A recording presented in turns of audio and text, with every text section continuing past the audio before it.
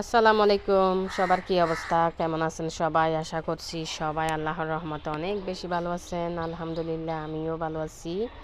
আজকে আমি ভীষণ খুশি। কী জন্য এত খুশি হলাম, কোথায় গেছি না গেছি ওটাই আপনাদের সাথে শেয়ার করব। আশা করছি আজকের ভিডিও আপনাদের অনেক বেশি ভালো লাগবে। ভালো লাগলে লাইক কমেন্ট ফলো করে আমার পেজের পাশে থাকবেন। সকালে ঘুম থেকে উঠে আমরা মা ছেলে মিলে চলে যাচ্ছি এয়ারপোর্টে, কারণ আজকে আসবে আমার ভাইয়ের বউ ওমান থেকে, সেজন্য ওনাকে রিসিভ করতে যাচ্ছি।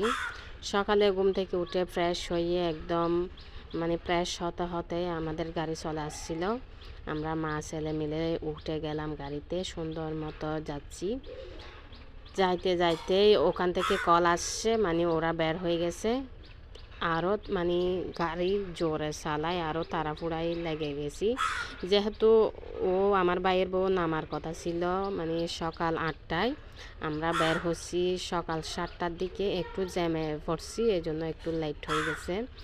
কিছু করার নাই, আসলে মাঝে মধ্যে তো এরকম হবেই, জ্যাম থাকবে, এই জন্য জ্যামে পড়লে তো একটু লেট হবেই, কিছু করার নেই। তবে বেশি তো লেট হয় নাই, এই সামান্য 19-20 হয়েছে। ও বের হয়েছে, আমরাও গিয়ে পৌঁছি, এই অবস্থা।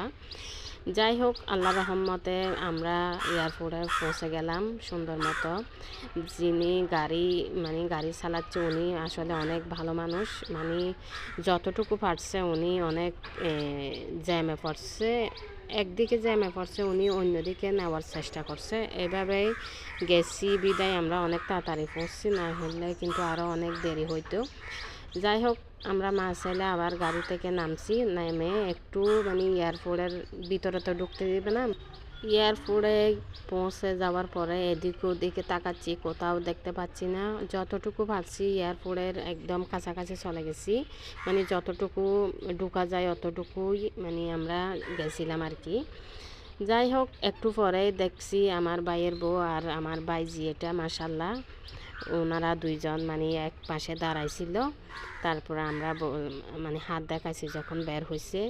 এই যে সুন্দর মতো মাশাল্লাহ, কি বলবো, আমার বাইজিটা এত কিউট।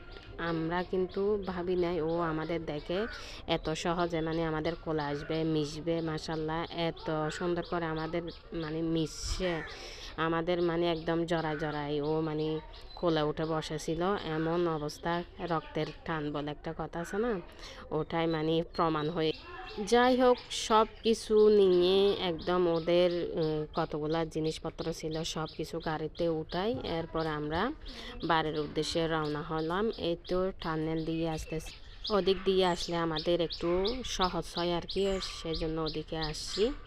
এই তো আমরা যাচ্ছি যাচ্ছি আস্তে আস্তে, আমার ভাইয়ের বউ আর আমার ভাই যে একটু ক্লান্ত, যেহেতু ওরা ঘুমাইতে পারে নাই সারা রাত।